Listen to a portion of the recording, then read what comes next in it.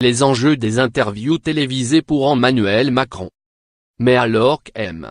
Macron s'apprête à fêter le premier anniversaire de son élection, le 7 mai, changement de pied, le président répondra, jeudi 12 avril, aux questions de Jean-Pierre Pernaut, sur TF1 et LCI, puis à celles de Jean-Jacques Bourdin et Edoui Plenel, dimanche 15 avril, sur BFM TV, RMC et le site Mediapart. Deux rendez-vous destinés à reprendre la main, alors que les oppositions se multiplient, retraités, cheminots, personnel soignant, étudiants, etc., et que l'exécutif souffre dans les sondages.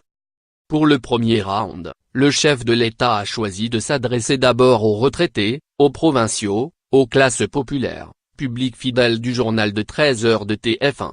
Un choix a priori judicieux. Chaque jour de la semaine, M.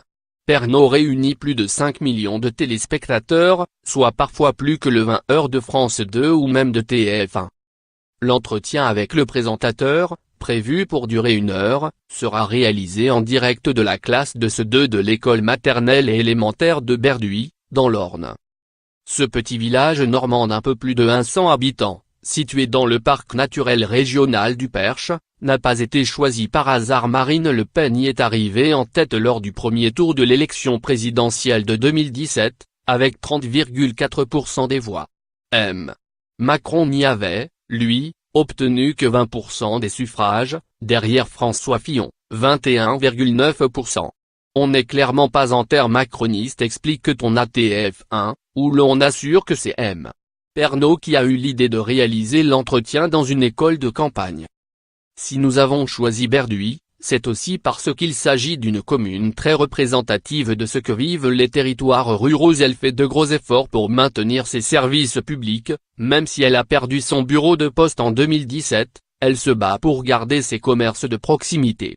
Détaille Philippe Morand, rédacteur en chef adjoint du service politique de TF1. Le chef de l'État a d'ailleurs prévu de rencontrer les élus locaux après son entretien, ainsi que les enseignants et les élèves de l'école, qui restera ouverte pendant la durée de l'interview. On entendra certainement les enfants dans la cour et peut-être même la sonnerie à 13h30, détaille-t-on à TF1. Pour réaliser le premier entretien d'un président de la République dans un journal de 13 heures, en tout cas depuis celui de Patrick Chêne avec Jacques Chirac sur France 2 en 1995 la chaîne du groupe Bouygues a investi les yeux dès mercredi après-midi, après la fin des cours. Nous aurons 60 personnes sur place, c'est une grosse production, détaille M. Morand. Lors de l'interview, messieurs Macron et Pernaut seront assis sur 2 fauteuils transparents et filmés par 6 caméras disposées dans la classe en. Un drone survolera l'école et retransmettra des images de la cour occupée par les enfants ou de la campagne environnante. L'entretien sera entrecoupé de reportages réalisés par la chaîne dans différents endroits de France. Y seront abordées les questions de la réduction à 80 km/h de la vitesse sur les routes, de la hausse de la contribution sociale généralisée, CSG, pour les retraités, des fermetures de classes à la campagne, de la fracture rurale.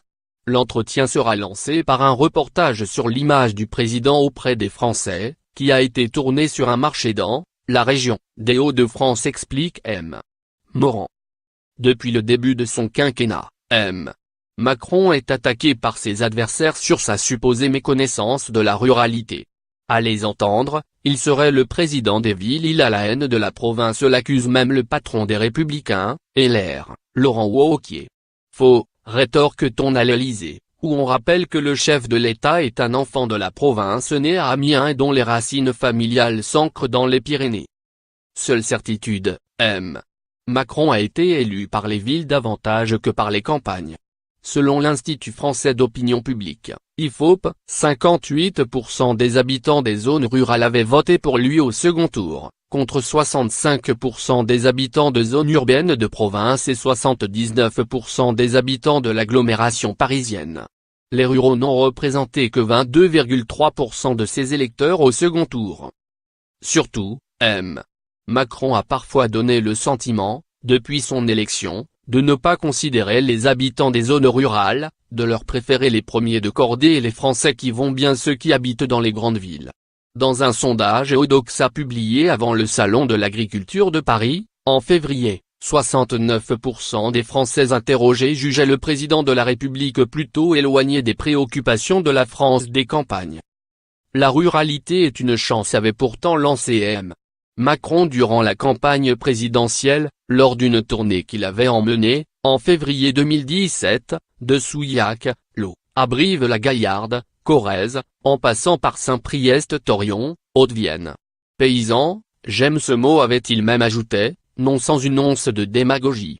À lui d'en convaincre les téléspectateurs de TF1.